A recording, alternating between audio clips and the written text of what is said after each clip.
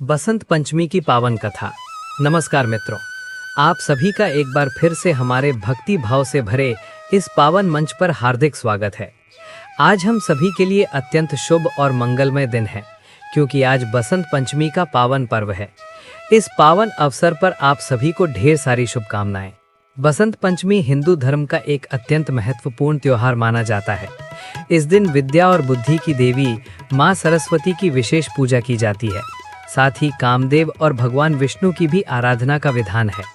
इस दिन पीले वस्त्र धारण करना, पीले पुष्प अर्पित करना और पीले व्यंजन बनाना अत्यंत शुभ माना गया है।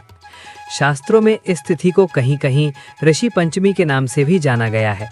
आइए भक्तजन, अब हम आपको सुनाते हैं बसंत पंचमी से जुड़ी वो दिव्य और पौराणिक कथा, जिसके कारण इस दिन माँ सरस्वती की आराधना का आरंभ हुआ। पौराणिक काल की बात है। सृष्टि की रचना के प्रारंभिक समय में भगवान ब्रह्मा ने समस्त जीवों की उत्पत्ति की।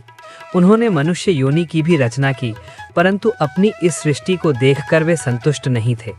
उन्हें प्रतीत हुआ कि संसार में कुछ कमी रह गई है।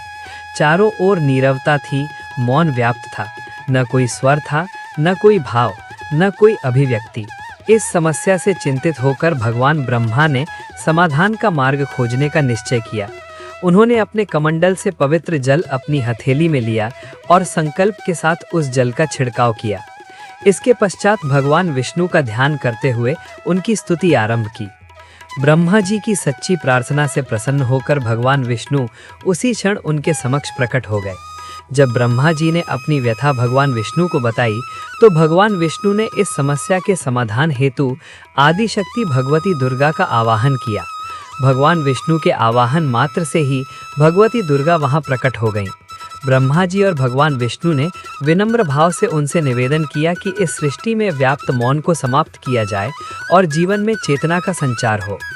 उनकी प्रार्थना सुनते ही भगवती दुर्गा के शरीर से एक दिव्य, उज्जवल और श्वेत तेज प्रकट हुआ।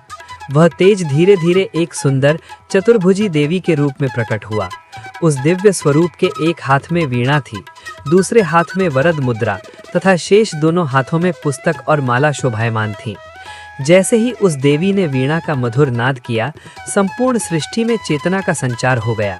सभी जीव जंतुओं को वाणी प्राप्त हुई। नदियां कलकल करने लगी, पवन बहने लगी और उसमें मधुर सरसराहट गूंजने लगी। संपूर्ण ब्रह्मांड शब्द और स्वर से भर गया। तब सभी देवी देवताओं ने उन दिव्य देवी को वाणी की अधिष्ठात्री देवी के रूप में स्वीकार किया और उन्हें मां सरस्वती कहा गया। इसके पश्चात आदि शक्ति दुर्गा ने ब्रह्मा जी से कहा, मेरे तेज से उत्पन्न हुई ये देवी सरस्वती आपकी अर्धांगिनी होंगी। जैसे लक्ष्मी भगवान विष्णु की शक्ति हैं और पार्वती भगवान शिव की शक्ति हैं, वैसे ही मां सरस्वती आपकी शक्ति होंगी। इतना कहकर आदि शक्ति दुर्गा माता सभी देवताओं के समक्ष वहीं अंतर्ध्यान हो गई। इसके बाद सृष्टि का संचालन सुचारू रूप से होने लगा। मां सरस्वती को वागेश्वरी, शारदा, वाग्देवी और वाणी वादिनी जैसे अनेक नामों से पूजा जाने लगा। वे विद्या, बुद्धि और विवेक की दात्री हैं। संगीत की उत्पत्ति उनके द्वारा होने के कारण वे संगीत की देवी भी कहलाती हैं। कहा जाता है कि बसंत पंचमी के पावन दिन ही मां सरस्वती प्रकट हुई थीं। ऋग्वेद में भी भगवती सरस्वती को परम चेतना का स्वरूप बताया गया है। वे हमारी बुद्धि, प्रज्ञा और मनोवृत्तियों की रक्षा करती हैं। मनुष्य में जो मेधा, आचार और ज्ञान है, उसका मूल आधार मां सरस्वती ही हैं। पुराणों के अनुसार भगवान श्री कृष्ण मां सरस्वती की भक्ति से अत्यंत प्रसन्न हुए और उन्हें यह वरदान दिया कि बसंत पंचमी के दिन विशेष रूप से तुम्हारी पूजा की जाएगी। तभी से भारतवर्ष में बसंत पंचमी के दिन मां सरस्वती की आराधना का यह पावन पर्व मनाया जाने लगा, जो आज भी श्रद्धा और भक्ति के साथ मनाया जाता है। तो भक्तजन, ये थी बसंत पंचमी की पावन और दिव्य कथा। आशा है यह कथा आपके हृदय को ज्ञान, शांति और भक्ति से भर देगी। यदि कथा अच्छी लगी हो तो कृपया अपने भाव कमेंट में अवश्य लिखें और भक्ति से जुड़े ऐसे ही पावन प्रसंगों के लिए चैनल को सब्सक्राइब करना न भूलें।